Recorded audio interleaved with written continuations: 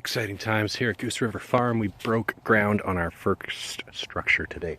That's going to be the platform for our chicken coop with the chicken run extending in the front here just to where those little orange stakes are.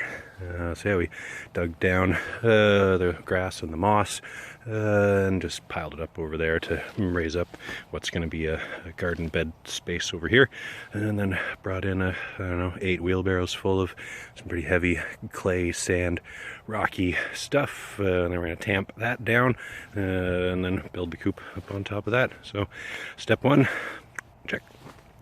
We raised it up just enough to be a little bit taller than a wheelbarrow, so when we're cleaning out all the bedding, it's just super easy to scrape it on out. And then, you know, if we're going in for eggs or if we're just dropping off food, it's just less bending over to do some work. It's a pretty simple foundation that we laid down. We did the clay and rocks and stuff, and then actually found a huge pile of firewood ash just over in the forest. You know, the last like 5 years worth of people's fires just all dumped together in one spot, and those compacted down really, really nicely. And it's not that annoying to walk on; doesn't really stick to the boots too much. So that was a good way to get a nice, solid, smooth base out of all the grass and stuff. So my next step is to start working on the roof. Going to make a pitched roof with just the high point on the front, low point on the back, so that the water will drain.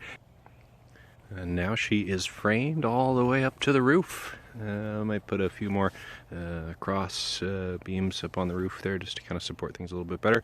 But yeah, we have 4 walls and a roof. This thing is stable. I was able to stand right in the middle and all over the place while I was screwing in the peaked roof slanted boards up top there.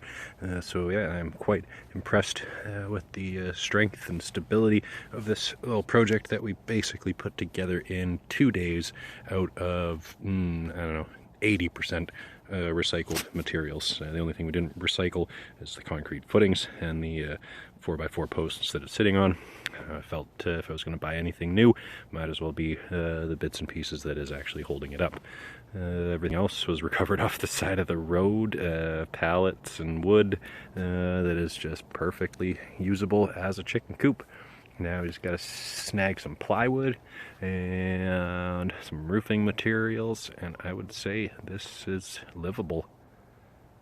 Alright, well, shout out to the Restore and AMJ Van Lines for getting us this far with some free wood and cheap wood and some sheathing and that plastic wrap stuff that's doing some good waterproofing, maybe a little bit of insulating, keep a bit of the wind out.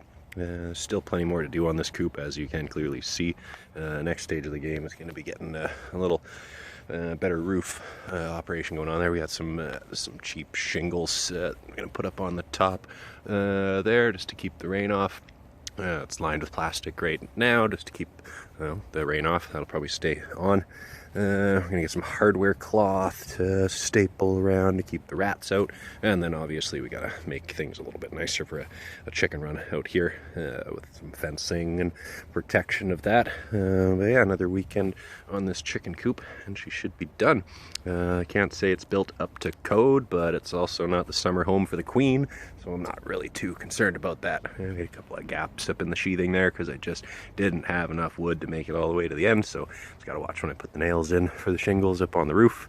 I don't think I'll be standing on the roof, but I can stand on the inside, and that big gap in the middle is going to be our access door for cleaning and adding bedding, and then we're going to make a little small chicken door on the side. Nesting boxes will carved into the back side there, and then yeah, we figure out some perches and a little spot for food and water and call it a home. Weigh these soil bags when I'm done with them because there is always something to use them for, and today it is the perfect exact length that I need to cover up the tiny roof that I'm going to be making for the nesting box on that chicken coop way over there in the rain. And today I'm working undercover. So yeah, we're going to staple that plastic on top for a little additional rain barrier to go underneath the semi-pro shingling job I'm going to do after that. So far so good. A nice stagger to the things, so we get the little cracks away from each other. A little bit of construction adhesive underneath to hold it down in the wind, but I think this will work pretty well for the nesting box roof.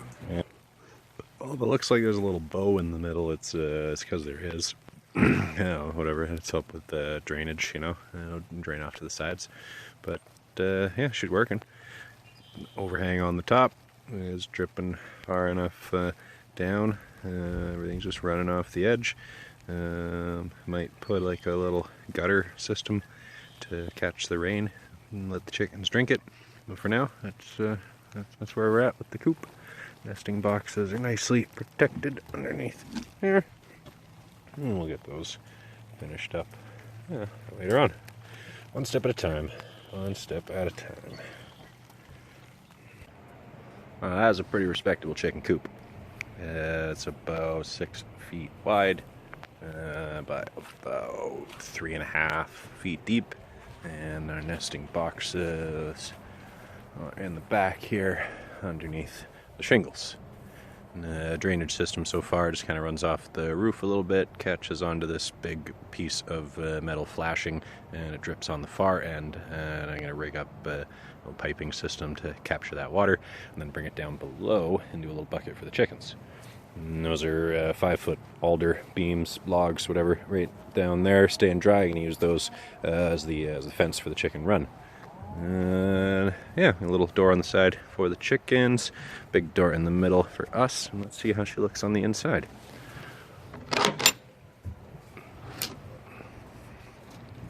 Nice piece of extra wood, metal in there. So did linoleum tiles on the floor, and you can fill in the cracks with just a little bit of silicone, so it'll make it a little bit easier to clean, and then the other things just won't absorb into the wood. Got 2 roosts. Heard mixed reviews that they like a round roost or a flat roost, so I was sending them one of both and see where they hang out. Nesting boxes in the back there are insulated with a little bit of foam board just to keep the chill off the girls while they're laying. And yeah, chicken wired all around the corner and the edges, and there's some hiding behind some of the board and corners and stuff here. Yeah, it's pretty much livable. Just got to work on the run now. But yeah, it's a pretty nice looking coop.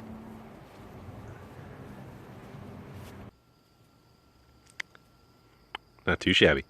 Here's the finished product. We've got a 2-stage run for the chicken coop, where we got this little front fenced area. This is kind of soft fenced, it's chicken wire on the bottom, a little bit of bird netting on the top, and it's only about 5 feet tall. And then we've got the other one here that's 6 feet and a bit tall, hardware mesh on the bottom half, and then chicken wire on the top half.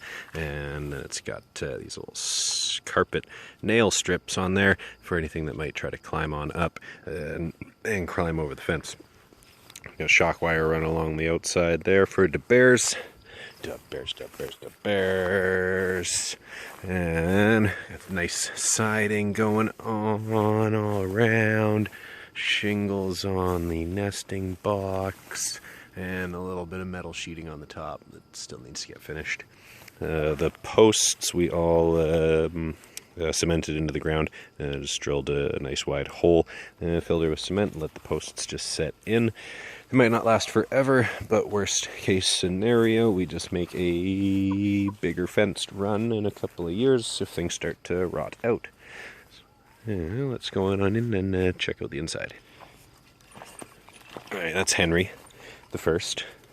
Let's see how many we get. And all of his ladies.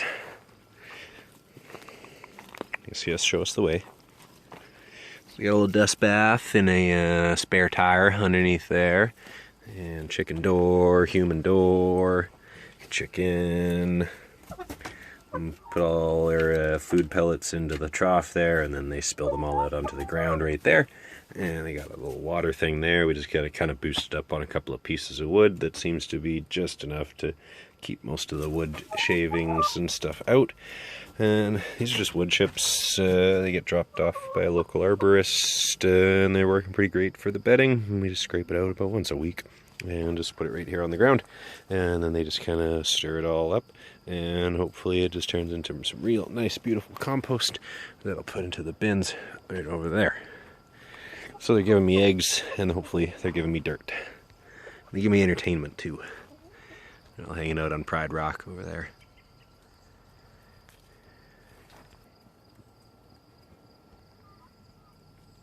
So, including the electric fence, this whole coop and run cost about $450, plus or minus hardware that I already had. But yeah, a lot of it was just recycled, upcycled, reused, found, acquired skillfully or legally. Yeah, the fence posts, those just fell from the sky. They just, the trees, they fell out of the trees. The rest of the wood picked up various scrap yards or paid a little bit here and there. And the chickens were actually donated to. Thanks again to Josh from Stark Raving Bread for giving us our starter flock. You know, they're not prime egg laying maturity, but they're still giving us about 6 eggs a day, sometimes 9, sometimes 4. But yeah, giving us eggs, giving us compost, and getting things, you know, a little more farm-like here at Goose River Farm. Thanks for watching.